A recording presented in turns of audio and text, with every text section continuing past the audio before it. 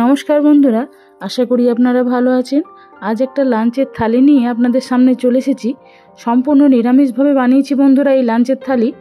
গ্রীষ্মকালে এই গরমে যেরকমভাবে আমরা অল্প তেল মশলা খেতে ভালোবাসি, ঠিক সেই রকমভাবেই অল্প তেল মশলা দিয়েই আমি এই রেসিপিগুলো বানিয়েছি।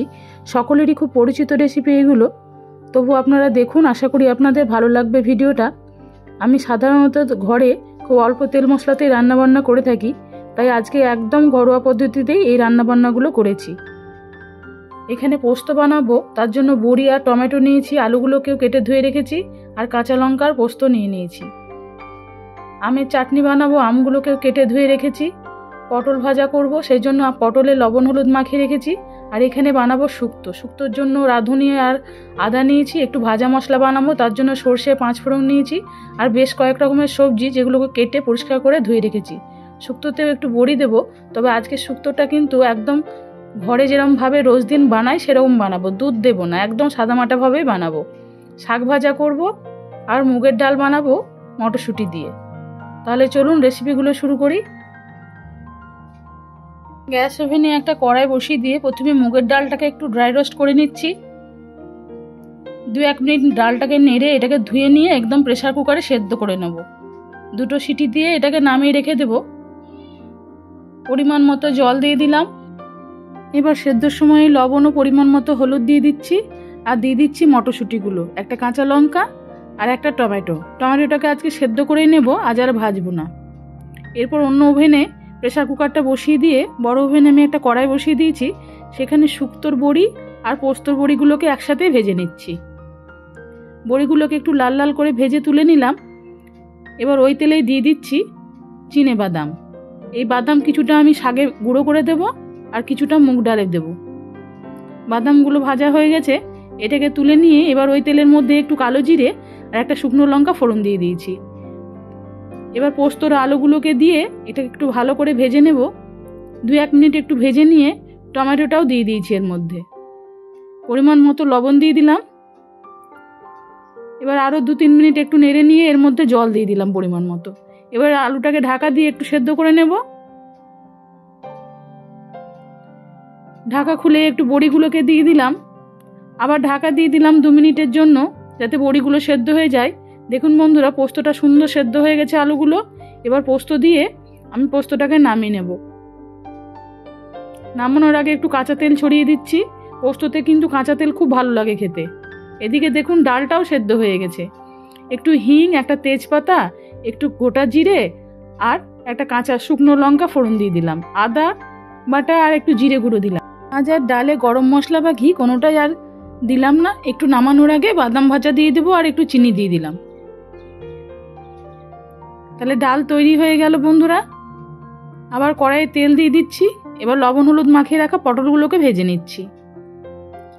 গ্যাস ওভেনটা কমিয়ে দিয়ে ঢাকা দিয়ে পটলগুলোকে ভাজছি। এদিকে অন্য গ্যাসে আমি একটু 5 ফোড়ন আর একটা শুকনো লঙ্কা ফোড়ন দিয়ে দিলাম, দিয়ে শাকগুলোকে এবার ভেজে নেব।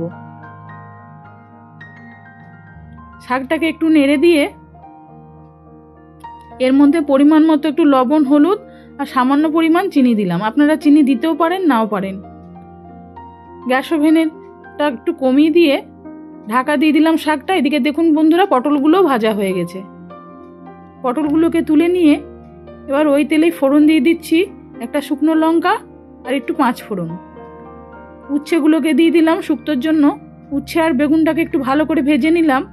বেগুনটাকে এই সময় তুলে নিয়ে বাকি সমস্ত সবজিগুলোকেই আমি দিয়ে দিচ্ছি, একসাথে ভেজে নেব। আজ আর আলাদা আলাদা করে ভাজবো না। এখানে সজনে ডাঁটা, বরবটি, কাঁচা কলা, তারপরে রাঙা আলু, এই রকম আলু একটা দিয়েছি। এই সমস্ত সবজিগুলোকে একসাথেই একটু ভেজে নেব। দিয়ে শাকটাও ভাজা হয়ে গেছে বন্ধুরা। শাকের মধ্যে আমি একটু বাদাম ভাজা দিয়ে দিলাম। তারপর এটাকে একটু নামিয়ে দেব। নামানোর আগে আমি একটু পোস্তও ছড়িয়ে দেবো এর মধ্যে। শুক্তোটাও ভাজা ভাজা হয়ে গেছে একটু। এই সময় দিয়ে দিলাম রাঁধুনি আর আদা বাটা। পরিমাণ মতো লবণ দিয়ে এটাকে ঢাকা দিয়ে আমি এবার জল সেদ্ধ করব। সামান্য পরিমাণ হলুদও আজকে দিয়ে দিচ্ছি এর মধ্যে। আমার মা কিন্তু শুক্তোতে হলুদ দিতেন, আর রেগুলার রান্নাটা শুক্তোর এরমভাবেই করতেন, তাই আজকে আপনাদের এরমভাবেই রান্না করা দেখাচ্ছি। শাক ভাজা হয়ে গেছে, এদিকে শুক্তোটাও সেদ্ধ করার জন্য জল দিয়ে দিলাম। তারপর ঢাকা দিয়ে এটাকে একটু সেদ্ধ করে নেব। অন্যদিকে গ্যাস ওভেনে সর্ষে, কালো সর্ষে আর 5 ফোড়নটা ভেজে নিলাম। এই ভাজা মশলাটা তৈরি করে একটু গুঁড়ো করে নিয়ে শুক্তোর মধ্যে দিয়ে দেবো। বড়ি আর বেগুনগুলোকেও দিয়ে দিলাম শুক্তোর মধ্যে। সামান্য পরিমাণ চিনি দিলাম। চিনি তো শুক্তোতে একটু দিলে খেতে ভালো লাগে, তাই চিনি আপনারা দেবেন একটু, অসুবিধা না থাকলে। দেখুন বন্ধুরা, এবার ভাজা মশলা ছড়িয়ে আমি শুক্তোটাকেও নামিয়ে নিচ্ছি।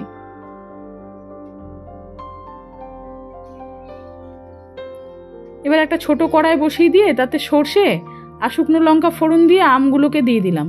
আমগুলোকে একটু ভেজে নেব। একটু লবণ দিয়ে দিলাম। এবার আমগুলো প্রচণ্ড টক বন্ধুরা, ওই জন্য এটাকে জল দিয়ে আগে ভালো করে সেদ্ধ করে নেব, তারপর চিনি দেব। চিনির পরিমাণটা আপনারা আপনাদের স্বাদ অনুযায়ী দিবেন। আমি চিনি একটু কম খাই বলে চিনির পরিমাণটা একটু কম দিলাম। আর নামানোর আগে চাটনিতে সেই ভাজা মশলা ছিল সেটাও একটু আমি দিয়ে দিয়েছি। তাহলে সমস্ত রান্না কমপ্লিট হয়ে গেছে বন্ধুরা। এবার থালা সাজানোর পালা। পোস্ত, ডাল, শুক্তো, ভাজা, শাক সমস্ত কিছুই দিয়ে দিয়েছি আমি থালার মধ্যে। একটু লেবু, লঙ্কা, ঘিও দিয়েছি। আর একটু মনে হলো কিছু একটা কম আছে, ওই জন্য একটু পাঁপড় ভেজে দিলাম। এখানে আলুর চিপস আর সাবুর পাঁপড় বাড়িতেই বানিয়েছিলাম, সেগুলোকে ভেজে একটু দিয়ে দিলাম। দেখুন বন্ধুরা দেখতে কিরম লাগছে। আশা করি আপনাদের পছন্দ হবে এরকম সাদামাটা রান্না। এই গ্রীষ্মকালে যেটা আমরা সবাই খাই বাড়িতে, সেরকমই রান্না বন্ধুরা আপনাদেরকে করে দেখালাম। আজকের এই রেসিপিগুলো যদি বন্ধুরা আপনাদের ভালো লেগে থাকে তাহলে লাইক দেবেন। শেয়ার করার জন্য অনেক অনেক অনুরোধ রইল আপনাদের কাছে। আর যারা আমাকে এখনও সাবস্ক্রাইব করেননি বন্ধুরা, তাদের কাছে অনেক অনেক অনুরোধ রইল আমার চ্যানেলটিকে সাবস্ক্রাইব করার। আজকে তো আপনাদেরকে নিরামিষ থালি দেখালাম বন্ধুরা।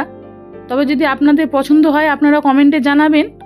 এরকম একটা আমিষ থালি নিয়ে আবার আপনাদের সামনে ফিরে আসব। সবাই আপনারা ভালো থাকুন, সুস্থ থাকুন। আজ আসি, নমস্কার।